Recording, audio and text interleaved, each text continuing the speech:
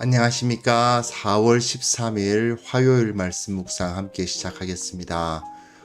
오늘도 주님께서 주시는 은혜와 안식과 기쁨이 말씀으로 하루를 시작하시는 귀한 성도님들의 삶 가운데 함께 하시기를 간절히 기도합니다.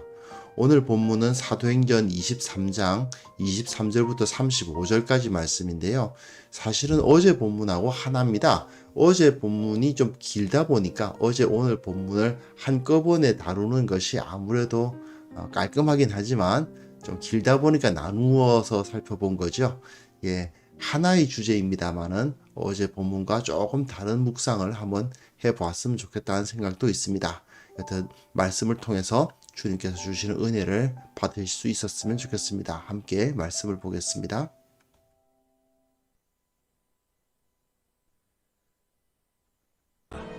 백부장 둘을 불러 이르되 밤 제3시에 가이사랴까지 갈 보병 200명과 기병 70명과 창병 200명을 준비하라. 또 바울을 태워 총독 벨릭스에게로 무사히 보내기 위하여 짐승을 준비하라 명하며 또 이 아래와 같이 편지하니 일렀으되 글라우디오 루시아는 총독 벨릭스가 갖게 문안하나이다. 이 사람이 유대인들에게 잡혀 죽게 된 것을 내가 로마 사람인 줄 들어 알고 군대를 거느리고 가서 구원하여다가 유대인들이 무슨 일로 그를 고발하는지 알고자 하여 그들의 공회로 데리고 내려갔더니 고발하는 것이 그들의 율법 문제에 관한 것뿐이요 한 가지도 죽이거나 결박할 사유가 없음을 발견하였나이다. 그러나 이 사람을 해하려는 간계가 있다고 누가 내게 알려주기로 곧 당신께로 보내며 또 고발하는 사람들도 당신 앞에서 그에 대하여 말하라 하였나이다. 보병이 명을 받은 대로 밤에 바울을 데리고 안디바드리에 이르러 이튿날 기병으로 바울을 호송하게 하고 영내로 돌아가니라. 그들이 가이사랴에 들어가서 편지를 총독에게 드리고 바울을 그 앞에 세우니 총독이 읽고 바울더러 어느 영지 사람이냐 물어 길리기아 사람인 줄 알고 이르되 너를 고발하는 사람들이 오거든 네 말을 들으리라 하고 헤롯 궁에 그를 지키라 명하니라.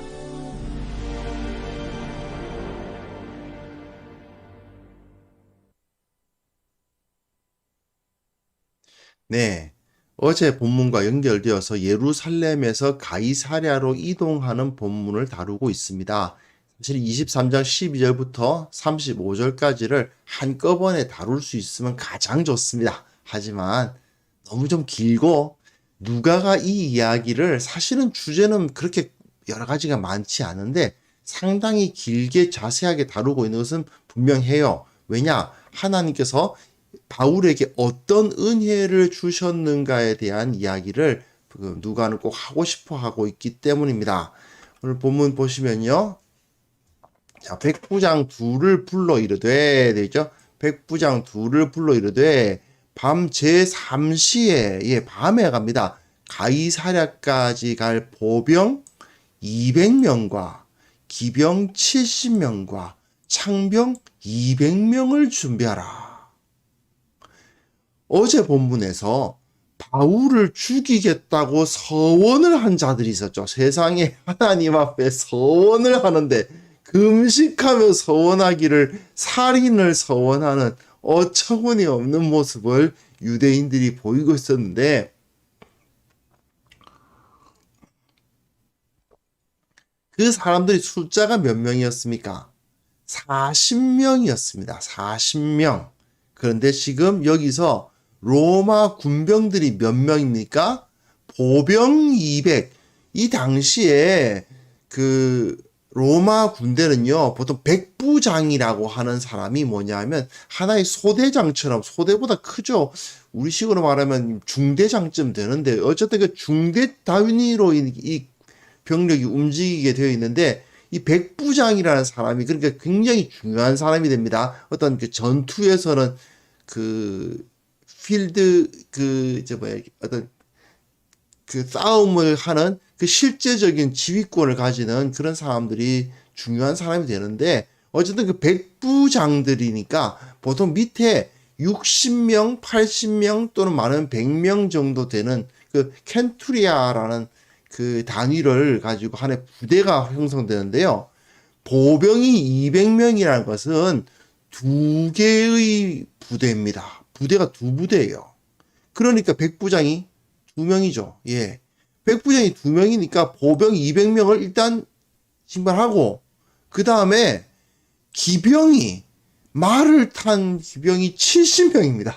엄청나지 않습니까? 여러분, 사실은 기병 70명만 있으면 저쪽에서 바울을 죽이겠다고 서원한 뭐 40명, 뭐 전혀 위협이 되지 않죠. 그런데 보병이 200입니다. 그뿐만 아닙니다. 창병, 창을 든, 긴 장창을 든 창병이 다시 200명입니다.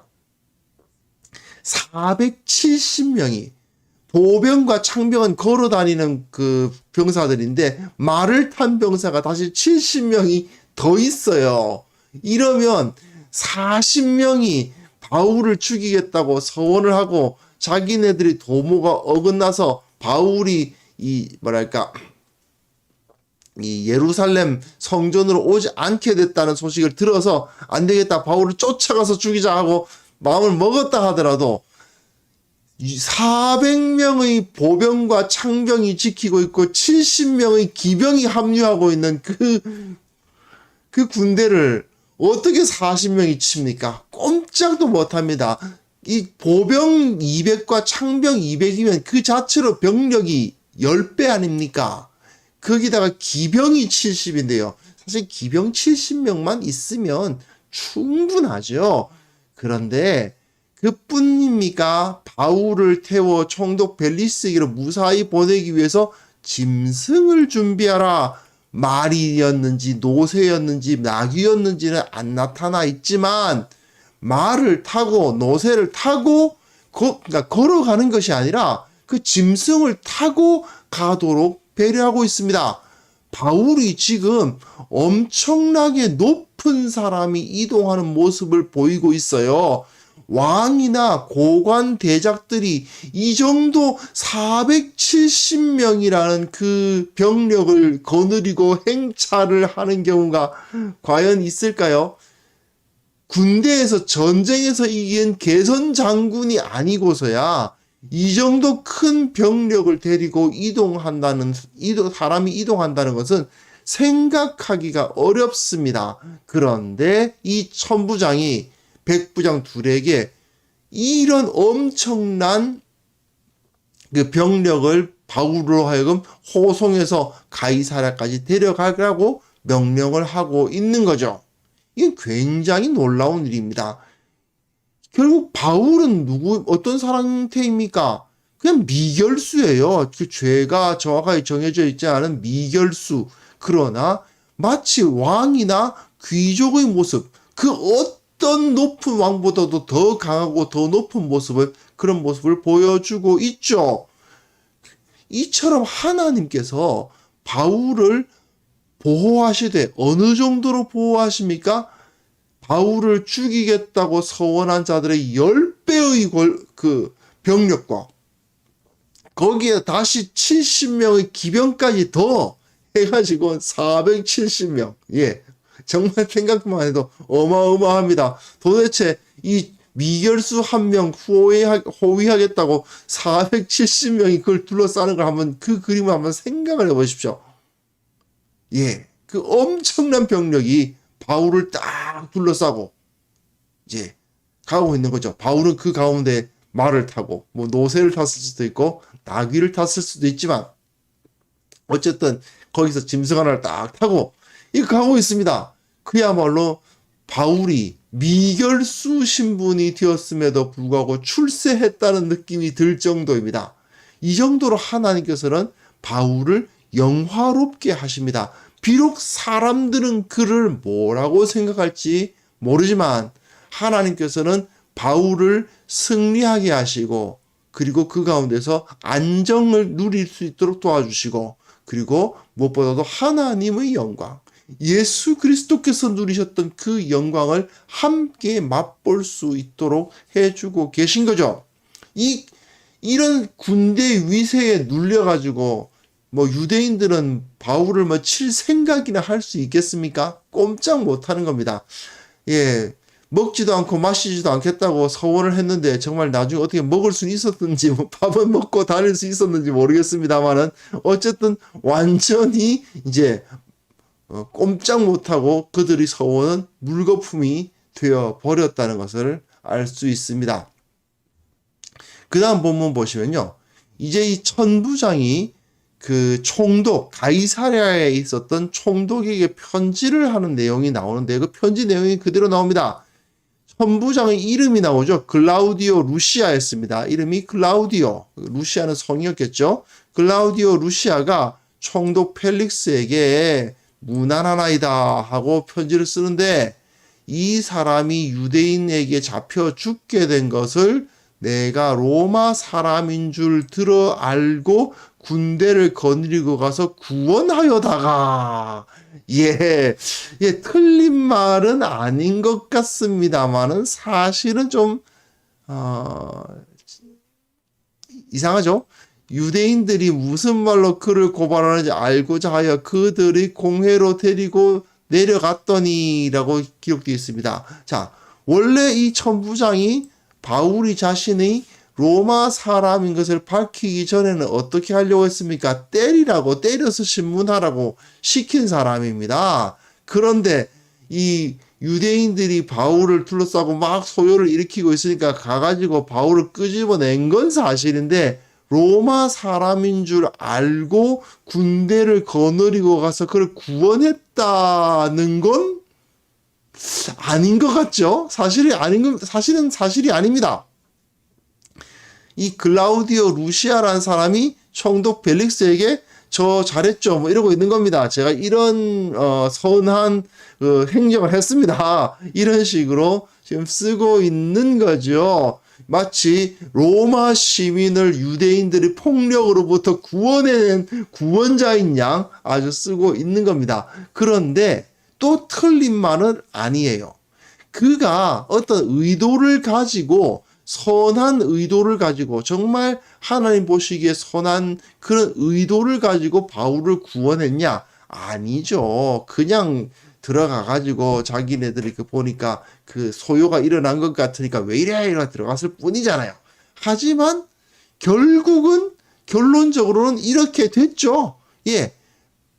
이 바울이 유대인들에게 잡혀 죽게 된 것을 로마 사람인 줄을 들어서 안 건 아니지만 나중에 들어 알았지만 어쨌든 군대를 거느리고 가서 구원한 건 사실입니다. 그리고 유대인들이 무슨 일로 그를 고발하는지 알고자 하여 그들을 공회로 데리고 내려갔더니 고발하는 것이 그들의 율법 문제에 관한 것뿐이요 한 가지도 죽이거나 결박할 사유가 없음을 발견하였나이다. 이 사람을 내가 구원하였는데 이 사람은 아무런 죄가 없습니다. 죽이거나 결박할 사유가 없습니다. 그냥 무죄인 것 같습니다. 그러나 이 사람을 해하려는 관계가 있다고 누가 내게 알려주기 때문에 당신에게로 보내고 또한 고발하는 사람들도 당신 앞에서 그에 대하여 말하라. 즉 재판을 의뢰하도록 했다. 그냥 정식 재판을 이제 가이사랴에서 받을 수 있도록 하고 저는 이 사람이 로마 시민권자이기 때문에 이 사람을 구원했고 이 사람이 정식 재판을 받을 수 있도록 한 사람입니다. 이렇게 자기를 은근히 높이고 있어요. 사실은 하나님이 보시기에 완벽하게 의로운 사람은 아닙니다. 하지만 이 의로운 자가 아니었음에도 불구하고 그가 보기에도 바울은 죄가 없었고 합법적인 재판에 의해서 형벌을 받는 것이 아니었습니다. 결국 대제사장을 비롯한 유대인들이 바울을 죽이려 했던 그 행위는 불법이었다. 이렇게 의롭지 못한 자가 보기에도 대제사장과 유대인들은 전혀 올바르지 않은 행위를 하고 있었다 하는 것을 여기서 선언해주고 있는 것이고요. 또한 하나님께서 이 그다지 의롭지 않았던 천부장을 사용하셔서 하나님의 뜻을 이루어 주셨다. 대제사장과 유대인들보다 이 천부장이 정말 더 이 대제사장과 유대인들보다 이 천부장이 의롭지 못하다고 말할 수 있겠는가? 대제사장과 이 천부장을 비교해 봤을 때 대제사장은 천부장보다 의롭다고 말할 수 있겠는가? 네, 그렇지가 않은 거죠. 글라우디오 루시아라는 이 천부장이 글 쓴 걸 보면 그다지 의로워 보이지 않지만 그래도 차라리 대제사장보다 낫지 않냐? 차라리 그 유대인들 사람 죽이기로 서원하는 그 유대인들보다 낫지 않냐? 하는 생각이 들도록 만들고 있는 것입니다. 그래서 470명이 밤에 바울을 호송해서 이제 출발합니다. 보병이 명을 받은 대로 밤에 바울을 데리고 안디바드리에 안디바라는 이름이 이제 그 왕의 이름이죠. 안티파스하는 안디바드리에 이르러 되어 있는데 위치가 어디 정도 이르러 이튿날 기병으로 바울을 호송하게 하고 영내로 돌아가니라. 지도 보시면요. 여기가 지금 예루살렘이고요. 안디바드리라는 곳이 옛날에 그 구약 성경에서는 아벡이라고 되어 있는데 아벡이라는 것이 그 사무엘상 4장에 보시면 에벤에셀 이야기죠. 그 사무엘이 이끄는 이스라엘과 블레셋이 전투를 벌린 곳이 바로 그 아벡인데 바로 그곳입니다. 여기가 지금 이 지역이죠. 이 지역. 그리고 어디를 가고 있습니까? 가이사랴에 가고 있는 겁니다. 걸어서 여기까지 한 13시간 정도 걸린대요.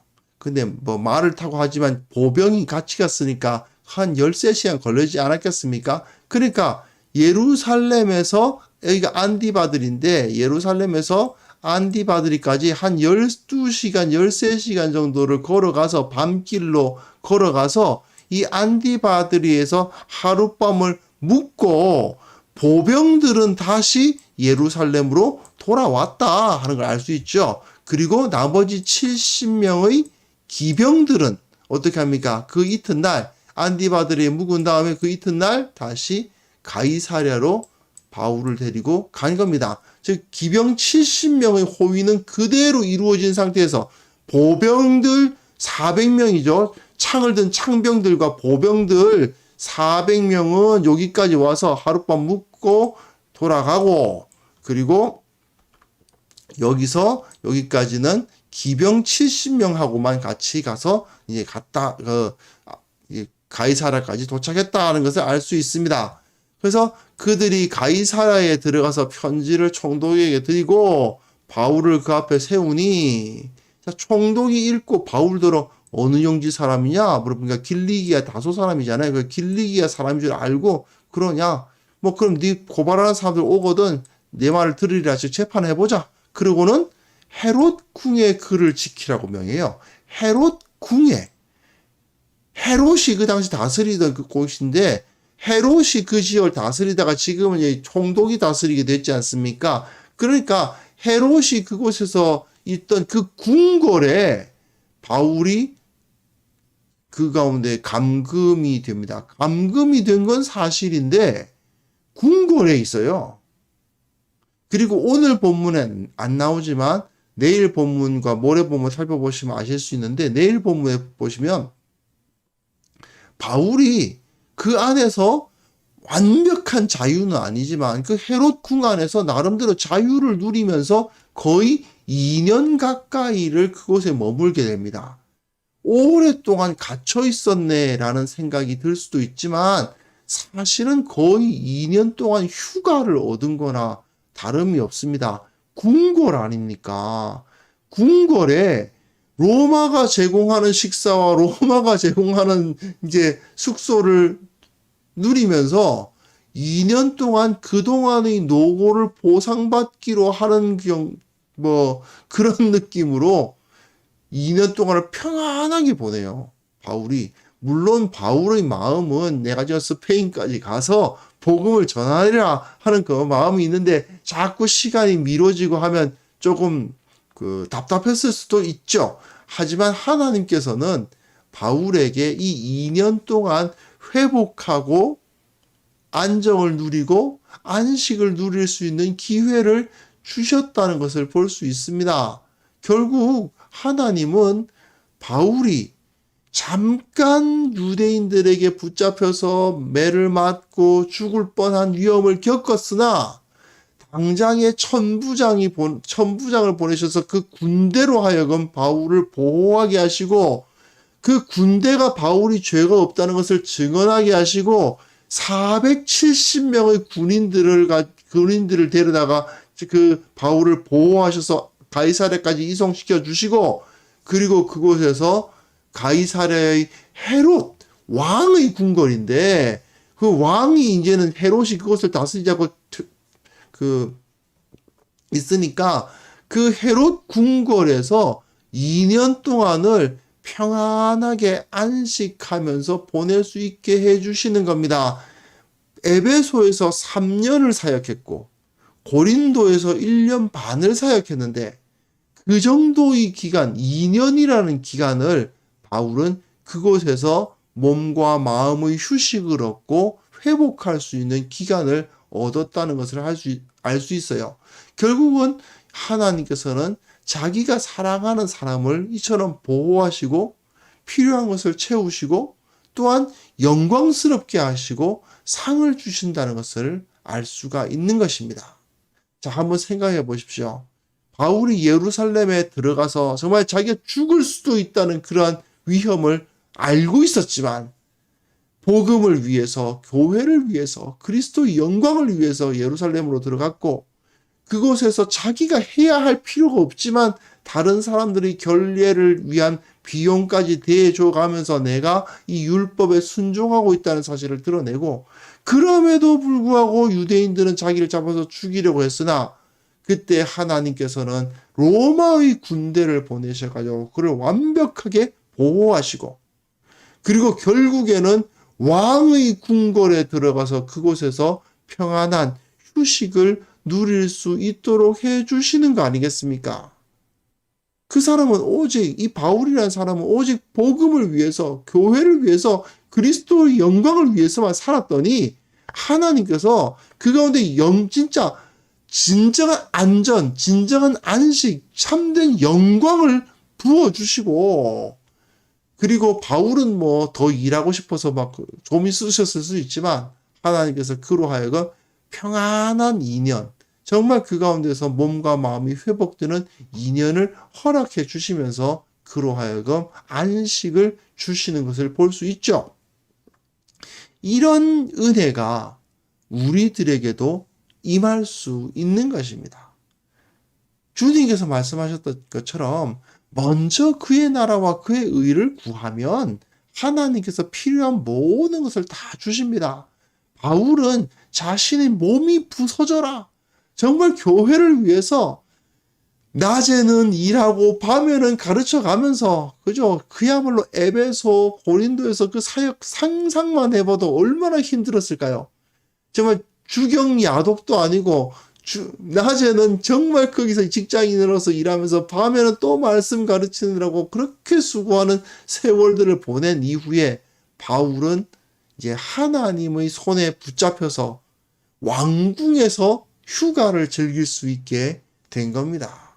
이런 은혜가 하나님을 온전히 믿는 사람들에게는 임할 수밖에 없는 것입니다. 왜요? 하나님께서는 자기 백성에게 기쁨과 안식을 허락하시는 분이시기 때문입니다.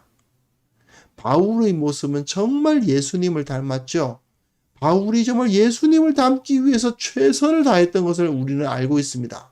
이처럼 주님을 닮고자 하는 자에게는 반드시 하나님의 보호하심과 채우심이 있습니다. 이걸 우리가 믿음으로 받아들여야 되겠습니다. 물론 잠깐 고난 당할 수 있지만 그 고난이 결국 밑거름이 되어가지고 큰 영광의 열매로 돌아온다는 사실 우리는 잊지 말아야 되겠습니다. 바울을 한번 생각해 보십시오. 비록 갇혔지만 잡혔지만 470명이 자기를 호위해가지고 400명의 병력이 자기를 딱 둘러싸고 70명의 기병이 자기와 함께 가가면서 자기도 걸어가는 게 아니죠. 말을 타고 뭐 노새를 탔는지 뭘 탔는지 모르겠지만 그걸 타고 딱 걸어가는 그 모습을 한번 생각해 보십시오. 얼마나 대단한 영광입니까? 왕궁에서 2년간의 휴가를 누리는 그 모습을 생각해 보십시오. 얼마나 대단한 기쁨입니까? 하나님께서 그 모든 것을 다 바울을 위해서 준비하셨습니다. 우리에게도 주님을 섬기면 동일한 은혜가 임할 수 있다는 것을 믿음으로 받아들이고 이 믿음이 우리 가운데 온전히 성숙되어질 수 있도록 이런 믿음을 우리가 가질 수 있도록 함께 기도하는 시간을 가졌으면 합니다. 함께 기도하겠습니다.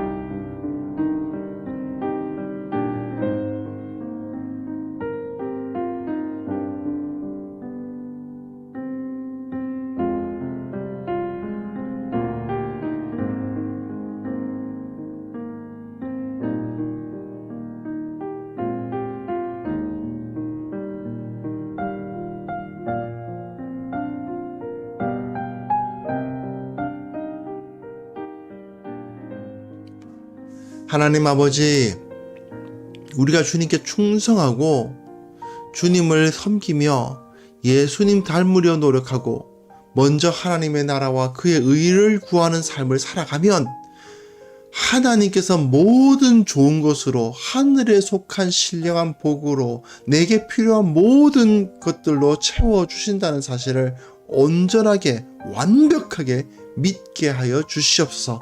그 믿음이 우리들 가운데 온전히 자라날 수 있도록 주께서 도와주시기를 원하옵고 바랍니다. 혹시 우리들 가운데 이 세상에서 고난당하는 자들이 있습니까? 이 고난이 지나가면 그것이 사용되어 우리를 영광스럽게 하신다는 사실을 믿게 하시고 그것을 기대하게 하여 주옵소서. 고난의 기간 지나면 다가올 그 영광의 순간을 기대하며 오히려 기뻐하는 참된 믿음 우리가 가질 수 있도록 도와주시기를 원하옵고 바랍니다. 아버지 하나님, 우리가 이 믿음으로 온전히 바로 서서 내 인생의 목표는 예수 그리스도, 우리 주님을 닮는 것이라는 사실을 절대로 잊지 않도록 도와주옵소서. 특별히 이 땅에 있는 모든 교회가 말씀에 순종함으로 말미암아 주님의 영광을 드러내게 하시고, 말씀 순종하다가 고난을 겪는다면 오히려 기뻐하게 하셔서 결국 이 세상에서 예수 그리스도의 모습이 온 교회를 통해서 나타나는 역사를 일으켜 주옵소서. 그것을 통해서 이 세상이 그리스도의 영광을 보고 하나님께 영광을 돌리며 하나님께서 실로 살아계셔서 이 땅을 다스리신다는 사실을 고백하는 역사가 일어나게 하여 주옵소서. 아버지 하나님, 오늘도 주님께서 함께하여 주시기를 원합니다. 오늘도 우리에게 필요한 것들이 있고 정말 우리들을 위협하는 위험들이 있고 우리를 걱정하게 하는 고민들이 있습니다. 그러나 그 모든 것, 우리가 먼저 그의 나라와 그의 의를 구하는 삶을 살기로 결단할 때 모든 위험으로부터 우리는 안전하게 보호받고 모든 필요가 채워지며 오직 주님께서 주시는 안식과 평안을 누릴 수 있다는 사실을 믿고 또한 체험할 수 있도록 주님 은혜 위에 은혜를 부어 주옵소서. 감사와 찬송이 넘치는 하루를 허락하여 주시기를 간절히 원하오며 예수 그리스도 이름으로 기도합니다. 아멘.